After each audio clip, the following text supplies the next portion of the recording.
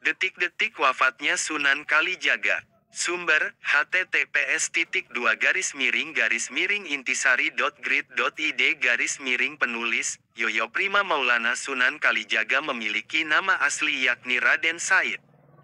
Lahir dari keluarga bangsawan Majapahit di Tuban. Raden Said dikenal sebagai seorang pemuda pemberani, gagah, dan berparas tampan. Ia juga gemar mabuk, berjudi, dan merampok. Tapi, hasil rampokannya dibagikan ke orang miskin.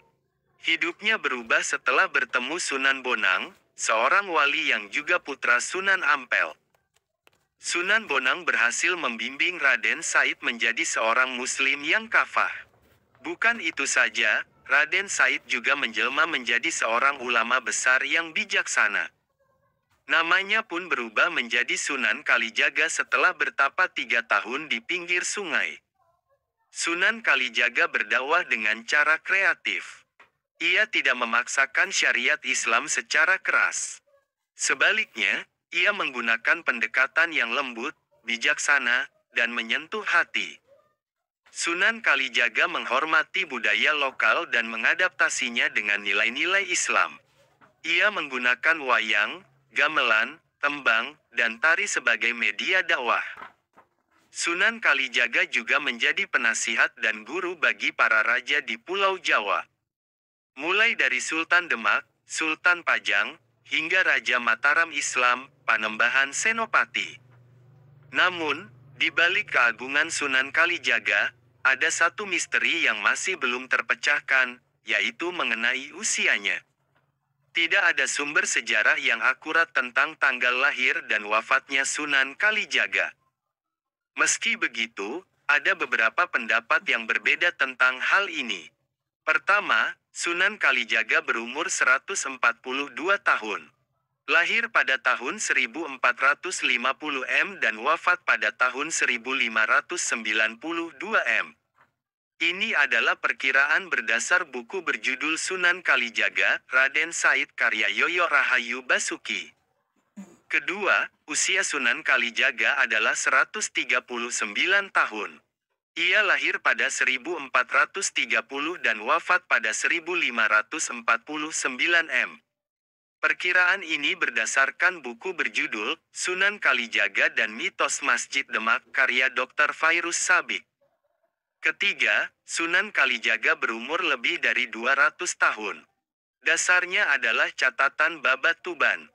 Catatan menyebut, Sunan Kalijaga pernah bertemu dengan Raja Majapahit terakhir, Prabu Brawijaya V. Selain itu Kanjeng Sunan juga pernah menjadi penasihat Panembahan Senopati, Raja Mataram Islam. Walhasil, usia Sunan Kalijaga diperkirakan lebih dari 200 tahun.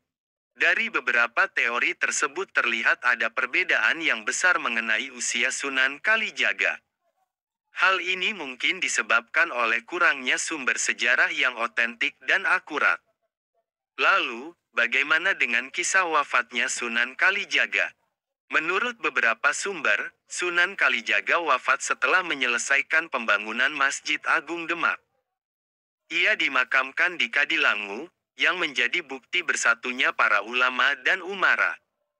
Kadilangu dan Masjid Agung Demak seakan tak terpisahkan dengan sejarah Islam di Jawa. Versi lain menyebut, Sunan Kalijaga wafat karena sakit kepala. Menurut naskah Mertasinga, di hari tuanya Sunan Kalijaga tinggal di Istana Kesultanan Cirebon. Pada suatu hari, Sunan Kalijaga menderita sakit kepala. Ia ditemani 2 punakawan setianya, Ki Memek dan Ki Cengal. Sakit Kanjeng Sunan ternyata semakin parah hingga akhirnya wafat pada tanggal 10 Muharram.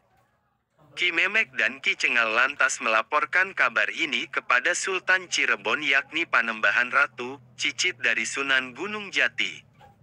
Panembahan Ratu kemudian menyempurnakan jenazah Kanjeng Sunan Kalijaga. Ada yang meriwayatkan sang sultan hanya menemukan kain Kanjeng Sunan saja. Ada pula yang menceritakan Panembahan Ratu memakamkannya di Kadilangu.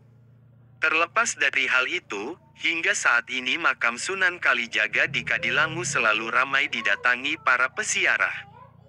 Mereka datang untuk mendoakan sosok wali besar di tanah Jawa yang sangat toleran dan penuh kasih. Lagi, waktu tersisa, 15 menit lagi, waktu tambahan yang kuminta, tidak bisa. Katakan sekarang jika ingin ada yang dibicarakan, semua telah berakhir, terima kasih atas semuanya, asteris.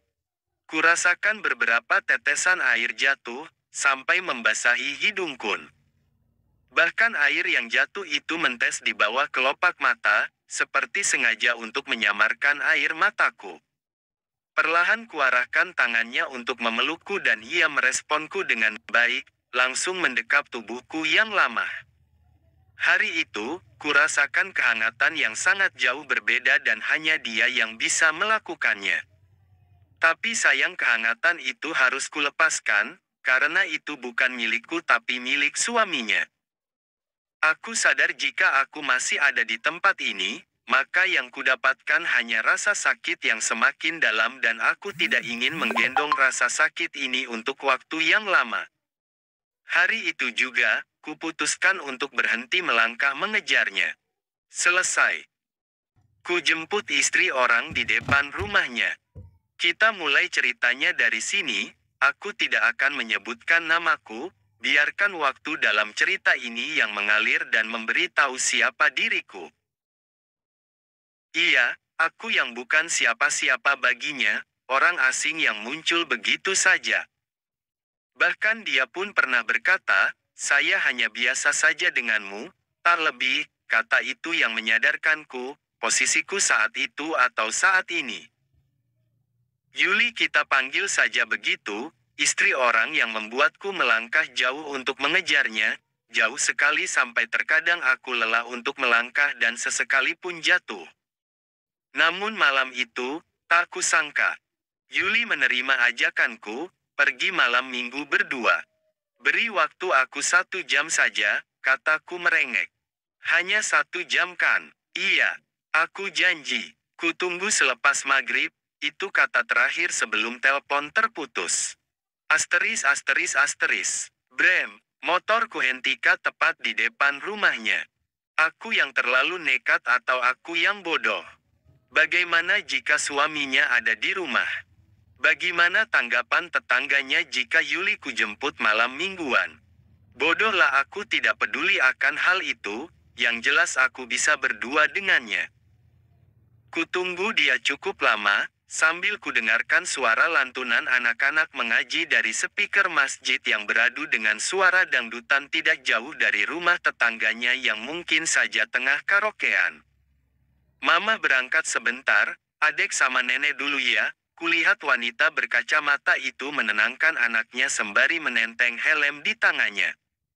Jangan lama-lama, Mah. Dia tersenyum seraya mengusap rambut anaknya. Kulihat adegan itu hanya dengan tatapan kaku, begitu pula dengan bayang-bayang dosa yang menyelimutiku. Namun sekali lagi, aku ini bodoh, nekat dan tidak peduli, seraya kukatakan dalam hati, hanya malam ini. Setelah itu tidak akan ada lagi, entah ini janji pada diriku atau janji pada anaknya.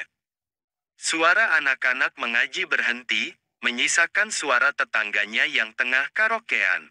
Maaf lama, kata Yuli seraya berjalan ke arahku.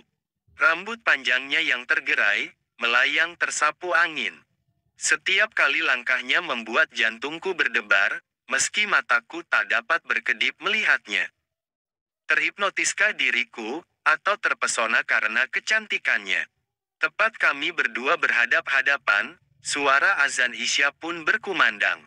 Mau berangkat sekarang? Tanyanya. Iya, jawabku singkat seraya kuturunkan injakan belakang. Mengenakan helmnya dan langsung naik ke atas motor. Wuus, asteris. Apa tidak apa-apa? Atau aku terlalu jauhkah untuk melangkah? Memulai percakapan di atas motor. Iya, ini terlalu jauh, jawabnya singkat. Maafkan aku, sudah berapa kali kamu minta maaf? Entahlah, banyak kayaknya, coba hitung. Dari angka berapa? 5, aku tersenyum seraya melihatnya melalui